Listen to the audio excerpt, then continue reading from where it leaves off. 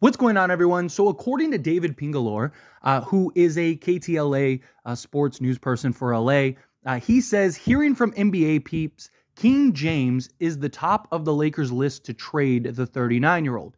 Pelinka is looking for the right team to dance with and is close to a suitor. LeBron James and AD both out tonight. So look, for those that are wondering, who is David? He is a guy that has a decent track record in regards to this. That's why this is kind of taken off. He was the guy that was preaching, oh no, Kawhi Leonard is going to the Clippers when everyone else was saying he was going to the Lakers. That's kind of like his one for those that are like, well, how does he have ties to the Lakers and stuff like that? Because he is more on the Clippers side of things at times. That is the guy, and that is like the big track record that people are pointing to. Like, hey, this guy got the Kawhi thing right. So a lot of people are assuming now LeBron James is said to be traded. Now, look, I don't think, to me, it's one of those things, I'll believe it when I see it. I don't necessarily think the Lakers are going to trade LeBron. LeBron is there for more reasons than just basketball, his kids, stuff like that. Now, that doesn't mean that it won't happen, right? Now, I've seen people throw out like, oh, AD and LeBron are going to get traded. No, Anthony Davis can't be traded this year. Now, if they trade LeBron, maybe they trade AD in the offseason, but I think what they're going to look for if they were to trade him is a package that helps now and the future and start building a team around Anthony Davis. That's my guess. That's my thought. But look, LeBron James could just leave next season. So if LeBron has expressed like, hey, get me out of here, right? Like, I'm only getting older, right? It doesn't make sense for me to kind of go through while we're trying to figure out, you want to keep Darvin Ham, right? There's a lot that's kind of going on. A lot of frustrations, clearly. LeBron putting the hourglass thing. It's not out of the realm of possibility that LeBron James says, hey, I need you to trade me, right? And you need to trade me to wherever you can, so that way you get something for me, rather than, if not, I'm just going to leave and I'll just go wherever I can, or, work out a sign and trade deal. And at that point, you're probably not going to get what you could for me right now. Trade me to a team that which I have an opportunity to go compete with. I have an opportunity to go win a championship with. So it's not that far-fetched. It's not that crazy to think that LeBron could be traded. Again, I will believe it when I see it, right? He still has his family here. His family wanted LA, not just LeBron. He's got business here. He's got all kinds of stuff that tie him here.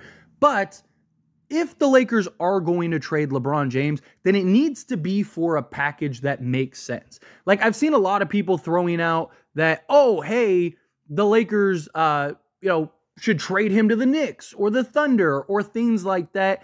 I don't really buy teams like that because, again, the Lakers are going to want to get pieces that make sense for now and the future. I don't see the Lakers wanting to stack up a bunch of draft picks and stuff, right? My guess is that if they're going to trade LeBron, they're going to want to still remain competitive. They're going to want to try to still improve the roster, maybe kind of retool this thing to where they can build around Anthony Davis. So I don't see something with like Julius Randle and Evan Fournier with some draft picks. And yeah, maybe the Lakers could get Grimes. I just don't see the Lakers doing something like that unless LeBron is like, no, trade me to the Knicks and nowhere else.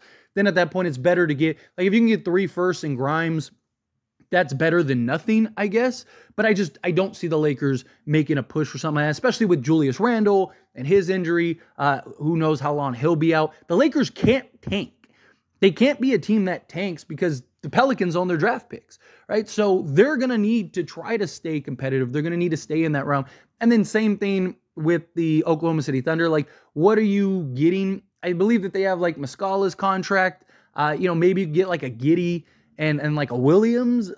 But even then, it's like, do the Lakers value that? There's 2 teams that really stand out to me for a potential trade. Again, I really want to stress, I don't believe this. I don't think LeBron James sat tonight because the Lakers are about to trade him.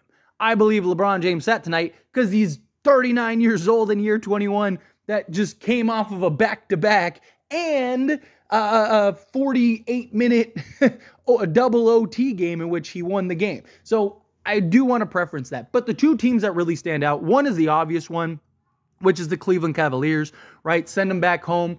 That's one of the few small market teams in which LeBron would be willing to go to. He could kind of finish his career there until he goes to play with his son, right?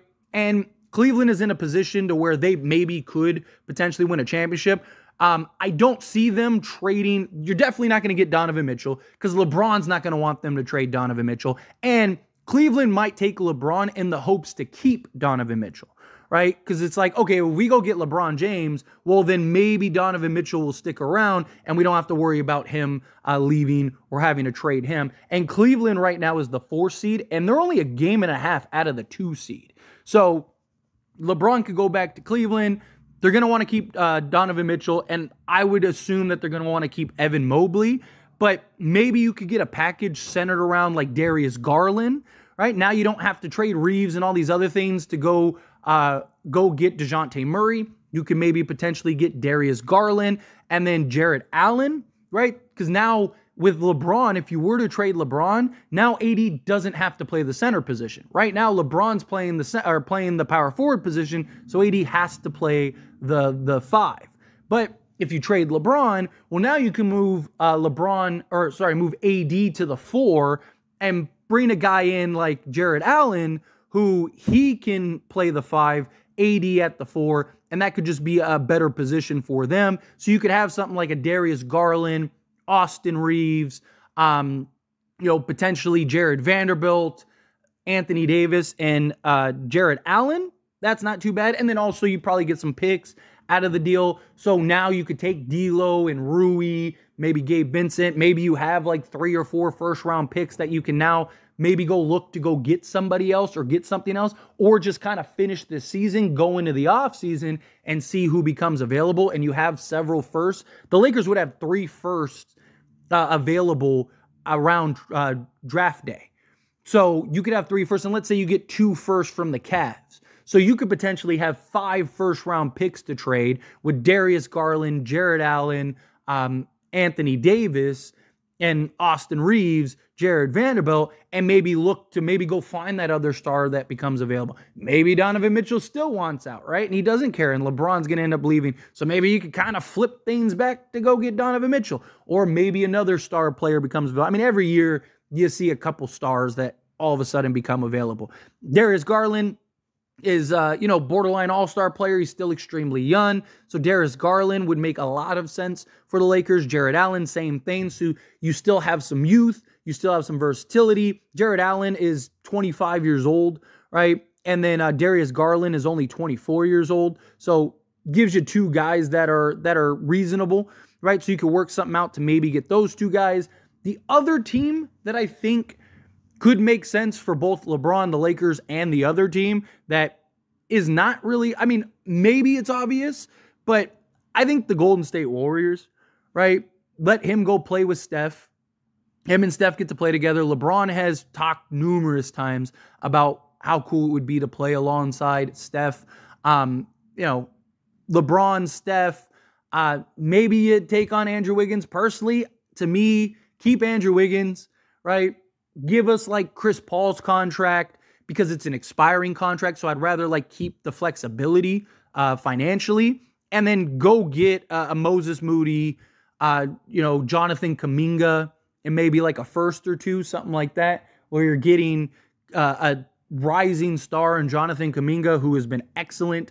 He could play the 3, he could play the 4. Moses Moody is a guy that has that potential. He's young. He's a guy that kind of plug in. You get some picks. Again, now you have even Moody if you wanted to flip, right? You'd have Moody. You'd have D'Lo, Rui, all of those things to now go package together to maybe go make a trade. You could keep AD at the 5 for now until you could get some type of center. But keep AD at the 5, maybe go Kuminga at the 4, Vando at the 3.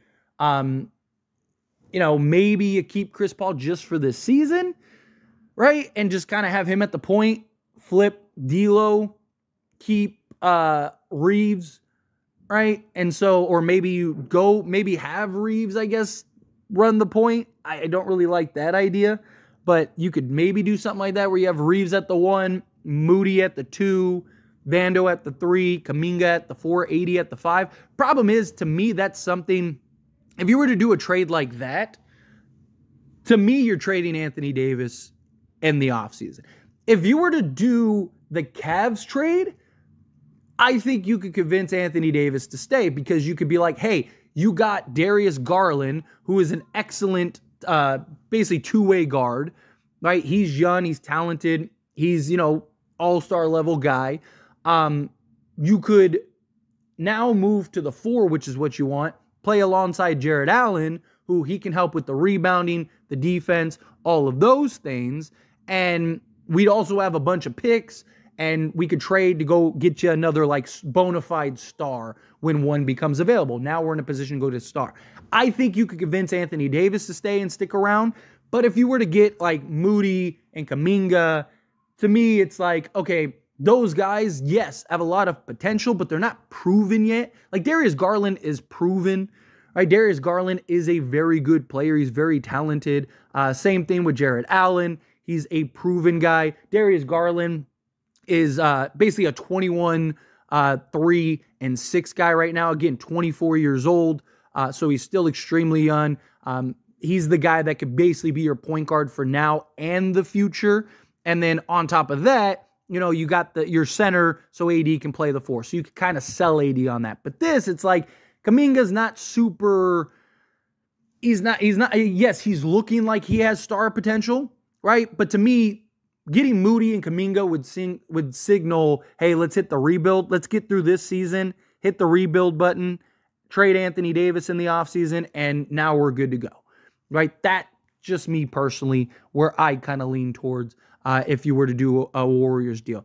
Again, I want to be very clear. I do not believe the Lakers are going to trade LeBron James. Unless LeBron James told the Lakers, hey, you need to get me out of here, trade me now. Here's a list of teams, something like that. Get what you can for me now while you can.